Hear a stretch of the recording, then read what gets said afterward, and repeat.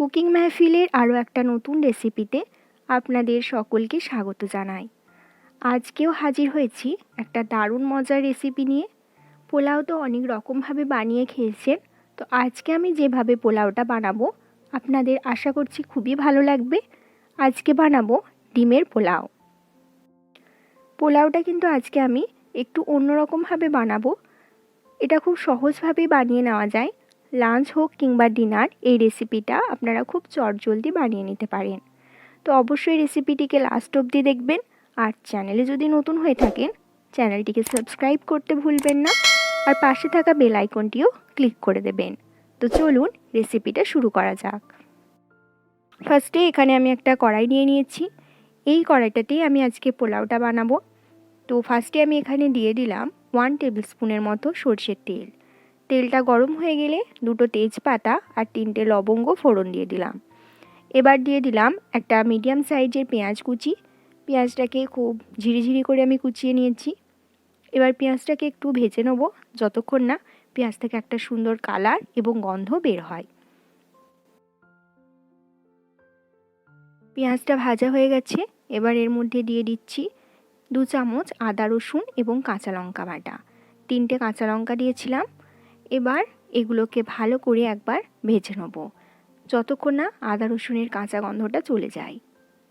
কিছুক্ষণ ভেজে নেওয়ার পরে দিয়ে দিলাম একটা মিডিয়াম সাইজের টমেটো কুচি। টমেটোটাকেও ভেজে নিলাম আর দিয়ে দিলাম স্বাদ মতো নুন। নুনটা দিলে টমেটোটা তাড়াতাড়ি গলে যাবে, সেজন্য আমি এখানে পোলাওয়ের জন্য যতটা নুন লাগবে সেই নুনটা আমি এখানে দিয়ে দিলাম। পরে যদি লাগে তাহলে আবার দেওয়া যাবে। তো টমেটোটাকে যতক্ষণ না গলছে ততক্ষণ এটাকে ভেজে নেব।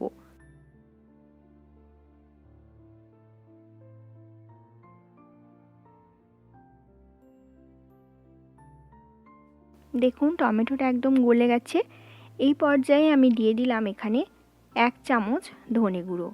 ধনে গুঁড়োটা দিয়েও আমি একবার খুব ভালো করে কষিয়ে নিয়েছি। দেখুন সাইড থেকে তেল ছেড়ে দিয়েছে। এবার অ্যাড করে দিলাম 1/2 কাপ দুধ। দুধটাই এটার স্বাদটাকে অনেক গুণে বাড়িয়ে দেয়, সেজন্যই ফার্স্টে বললাম এই পোলাওটা আমি একটু অন্যরকমভাবে বানাবো। তো দুধটা দিয়ে এবার আমি খুব ভালো করে মশলাটাকে কষিয়ে নেব। যতক্ষণ না মশলা থেকে তেল ছেড়ে দিচ্ছে ততক্ষণ কিন্তু মশলাটাকে নেড়ে চেড়ে ভালো করে কষিয়ে নেব।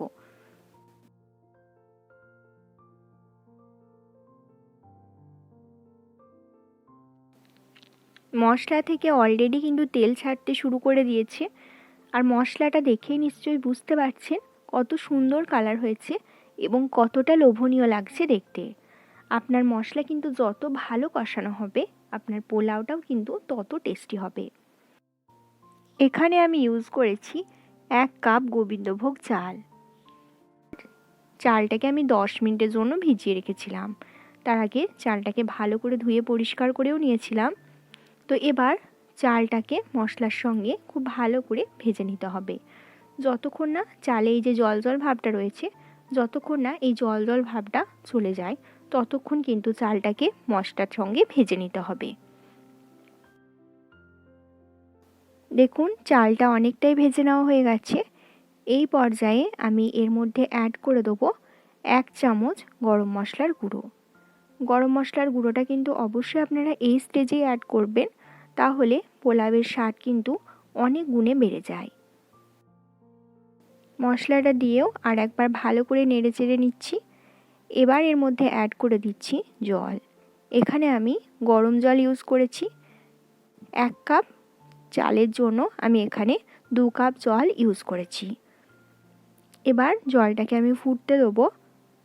2টো কাঁচা লঙ্কা এখানে দিয়ে দিলাম। এটা আমি গোটা কাঁচা লঙ্কা দিয়েছি, আপনারা এটা চাইলে স্কিপও করতে পারেন।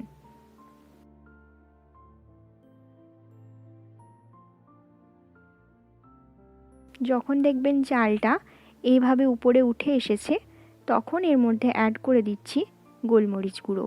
এখানে আমি 1 চামচ গোলমরিচ গুঁড়ো দিয়ে দিলাম। এবার গোলমরিচ গুঁড়োটা দিয়ে ভালো করে মিশিয়ে নিচ্ছি। এবার এটা আমি মিডিয়াম টু লো ফ্লেমে ঢাকা দিয়ে 10 মিনিটের জন্য রান্না করে নেব। 10 মিনিট পরে দেখুন ভাতটা অনেকটাই ঝরঝরে হয়ে গেছে। এখনও কিন্তু পোলাওটা হতে বাকি আছে অনেকটাই। তো এই পর্যায়ে আমি এখানে অ্যাড করে দিলাম আগে থেকে সেদ্ধ করে ভেজে রাখা আলু আর ডিম সেদ্ধ। এগুলোকে আমি আগেই রেডি করে নিয়েছিলাম। এবার আলু আর ডিমটাকে পোলাওয়ের সঙ্গে আলতো আলতো করে ভালো করে মিশিয়ে নিতে হবে। অবশ্যই এটা আস্তে আস্তে মেশাবেন যাতে আলু বা ডিম কেটে না যায়।